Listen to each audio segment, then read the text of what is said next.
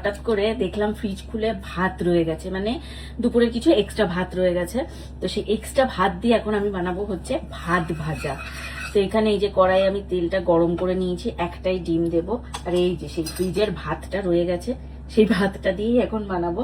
তোমরা অনেকেই বলছিলে যে দিদি ভাত ভাজা যখন বানাবে রেসিপিটা আরেকবার দিও, তো সেই জন্যই এখন বানিয়ে নিচ্ছি ভাত ভাজা।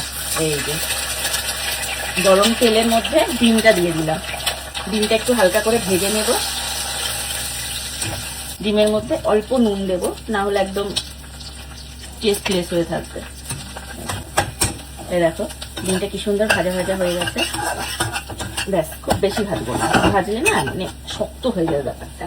তো এই যে এখানে একটা এই যে প্লেট নিয়েছি, প্লেটের মধ্যে ডিম ভাজাটা আমি এবার তুলে দিলাম। এটা লাস্টে অ্যাড করবো একটু তেল, অল্প, খুব বেশি তেল দেওয়া যাবে না এই মানে এই রান্নাটায়। তেলটা একটু গরম হতে না হতে, কড়াই যেহেতু আমার গরম আছে তেল গরম হতে বেশি সময় লাগবে না।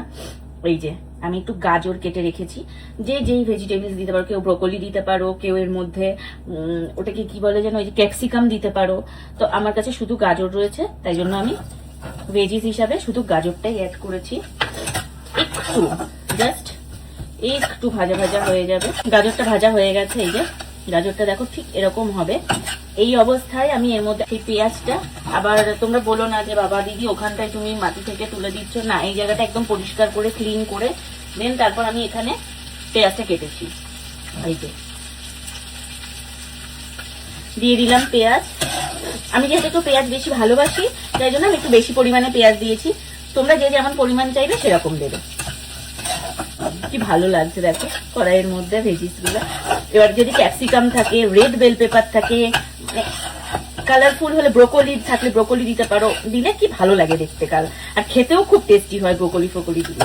এইবার আমি এর মধ্যে দিয়ে দেব হচ্ছে এই ভাতটা, এই যে এই পড়ে থাকা বাসি ভাতটা। বাসিও হতে পারে, দুপুরের ভাতও, বা কেউ রান্না করে সাথে সাথেও এটা করতে পারো। মানে এটা সবসময় ভালো লাগে ভাত ভাজাটা। মতন দিচ্ছি হচ্ছে আমি নুন, চিনি, ফ্লেম থাকবে একদম হালকা, খুব বেশি গ্যাসের ফ্লেম দিলে ভাতটা না অনেক বেশি অতিরিক্ত ভাজা হয়ে যাবে। সেটা হচ্ছে চিলি ফ্লেক্স, একটু চিলি ফ্লেক্স, খুব বেশি নয়, অল্প। আর যারা কাঁচা লঙ্কা মানে ঝাল বেশি পছন্দ করো তারা কাঁচা লঙ্কা তো অবশ্যই দেবে, হালকা করে চিলি ফ্লেক্স দেবে। এবং তারপর দিচ্ছি হচ্ছে এর মধ্যে একটু সোয়া সস, এই যে যাতে কালারটা আসে হালকা একটু, এই যে এটা জাস্ট রেড রেড কালার আসবে। সোয়া সস দিলাম, তার সাথে দেবো একটুখানি এই যে টমেটো সস, খুব বেশি নয়, অল্প পরিমাণে। এই যে জাস্ট এটা ভাজা ভাজা হয়ে যাবে। এবার একটু সুন্দর করে জাস্ট মিশিয়ে মিশিয়ে দিতে হবে। দেখো দেখো কালারটা কেমন হয়ে গেল, ঠিক আছে? ভীষণ সুন্দর একটা কালার চলে এসছে, একদম রেড রেড কালার। জাস্ট নুন মিষ্টিটা একটু টেস্ট করতে হবে।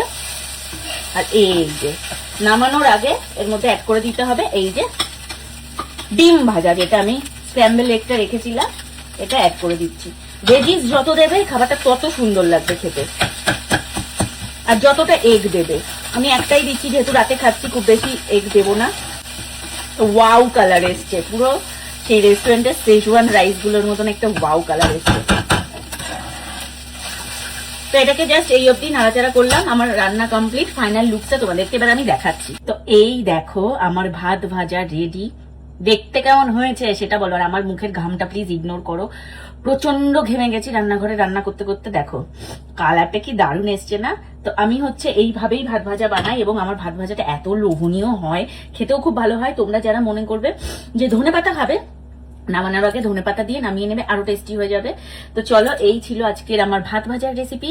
কার কার ভালো লাগলো অবশ্যই কমেন্ট করে জানিও। তোমরাও কিন্তু একদিন এইভাবে বাড়িতে ভাত ভাজা করে খেয়ে বা আমাকে জানিও তোমাদের কেমন লাগলো।